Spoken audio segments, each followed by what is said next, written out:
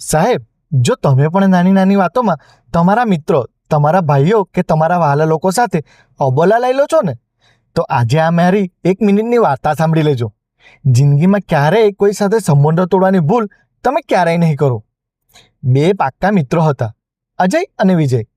એક દિવસે બંને જંગલમાંથી પસાર થતા હતા.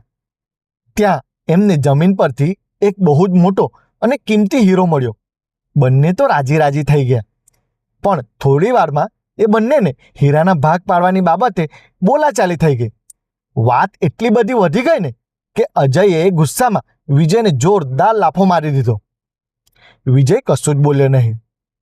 એણે શાંતિથી જમીન પર પડેલી રેતી પર આંગળીથી લખ્યું, આજે મારા સૌથી વહાલા મિત્રએ મને લાફો માર્યો. બીજે દિવસે બંને નદી કિનારે પહોંચ્યા.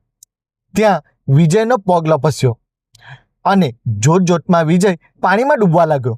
અજયે પોતાની જાનની પરવા કર્યા વગર નદીમાં કૂદ્યો અને વિજયનો જીવ બચાવી લીધો. વિજય જેવો જ બહાર આવ્યો ને, એણે તરત જ મોટા પથ્થર પર લોખંડની ખીલી વડે એણે લખ્યું, આજે મારા સૌથી વહાલા મિત્રએ મારો જીવ બચાવી લીધો.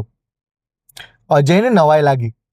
એણે પૂછ્યું, દોસ્ત, જ્યારે મેં તને લાફો માર્યો ત્યારે તે રેતી પર લખ્યું અને આજે જીવ બચાવ્યો તો પથ્થર પર કેમ કોતર્યું?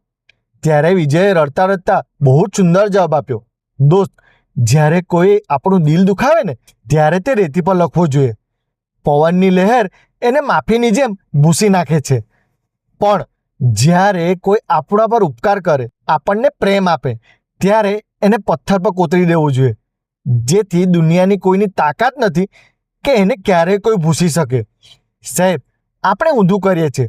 લોકોની ખરાબ વાતો દિલમાં કોતરી રાખીએ છીએ અને એમના પ્રેમને રેતીની જેમ ભૂલી જઈએ છીએ. અહંકાર છોડો અને સંબંધોને સાચવો. જો તમે પણ આજથી સંબંધોની કિંમત સમજવા માટે તૈયાર હો ને, તો કોમેન્ટમાં સેવ રિલેશન લખજો. અને વાતોની સફર આવી જ રીતે ચાલુ જ છે. તો બ્રિજેશ ઓફિશિયલને સબસ્ક્રાઈબ કરવાનું ચૂકતા નહીં.